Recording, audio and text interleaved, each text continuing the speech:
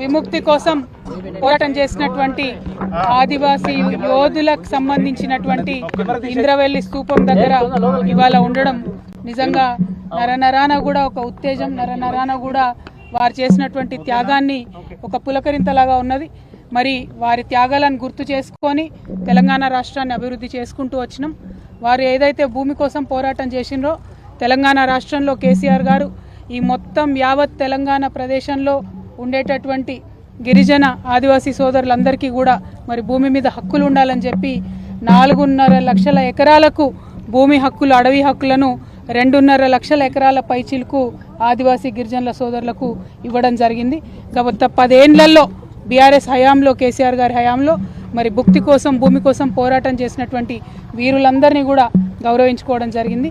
అటువంటి ఇంద్రవెల్లి స్తూపం దగ్గర ఇక్కడ ఉన్నామంటే నరనరాన కూడా మరి వారు చేసినటువంటి త్యాగం, వారు చేసినటువంటి పోరాటం మమ్మల్ని ఇంకా ఉత్తేజం ఇస్తుంది. మాకు ప్రజల పక్షాన, ఆదివాసీల పక్షాన, గిరిజనుల పక్షాన, మహిళల పక్షాన, దళితుల పక్షాన, బహుజనులందరి పక్షాన నిలబడి పోరాటం చేసేటటువంటి ఒక స్ఫూర్తిని బీఆర్ఎస్ ప్రతి సైనికుడు కూడా ఇవాళ ఇంద్రవెల్లి స్తూపం దగ్గర నుంచి తీసుకుంటా ఉన్నామని చాలా సగర్వంగా తెలియజేస్తూ ఉన్నాం. వారు చేసినటువంటి త్యాగాలు మరవలేని, వారి పోరాటాలు మరవలేనటువంటి మరి అటువంటి ఉత్తేజంతో ఉన్నటువంటి ఈ తెలంగాణలో మరి ఇప్పుడు నడుస్తున్నటువంటి ప్రభుత్వ హయాంలో రైతులకు అన్యాయం జరుగుతోంది, మహిళలకు అన్యాయం జరుగుతోంది.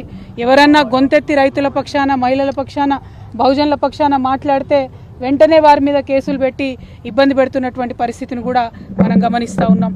ఇవాళ మా వర్కింగ్ ప్రెసిడెంట్ గారు గౌరవనీయులు అన్న కేటీఆర్ అన్న గారి మీద కూడా మరి రకరకాల కేసులు పెట్టి ఏసీబీ పేరుతోని, ఇంకో దాని పేరుతోని వారు ఎట్లా కక్షపూరితమైన వ్యవహారం ఈ ప్రభుత్వం చేస్తుందో తెలంగాణ ప్రజలందరూ కూడా గమనిస్తూ ఉన్నారు. మరి మీ ద్వారా, మీడియా మిత్రులందరి ద్వారా ఈ ఇంద్రవెల్లి స్తూపం దగ్గర నుంచి తెలంగాణ బిడ్డలందరూ కూడా తెలియజేస్తూ ఉన్నాం, ఎట్లాంటి కేసులు పెట్టినా బీఆర్ఎస్ వాళ్ళం ఎవరం కూడా భయపడేది లేదు.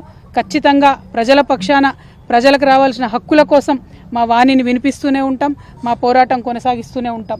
నిన్నటికి నిన్న ఈ ప్రభుత్వం మొదలు 15,000 ఇస్తాము ఎకరానికి రైతు భరోసా అని చెప్పి దాన్ని తగ్గించి 12,000 ఇస్తామని చెప్తే ఇవాళ బీఆర్ఎస్ పార్టీ పిలిపించింది, రాష్ట్ర వ్యాప్తంగా మేము రైతుల పక్షాన ధర్నా చేస్తామని చెప్పి.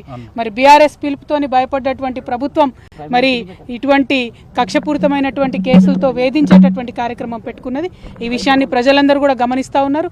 ప్రజా కోర్టులో ఈ కాంగ్రెస్ ప్రభుత్వానికి శిక్ష తప్పదని కూడా ఇంద్రవెల్లి స్తూపం దగ్గర నుంచి మేము చాలా సగర్వంగా తెలియజేస్తూ ఉన్నాం. Thank you. జై తెలంగాణ, జై తెలంగాణ.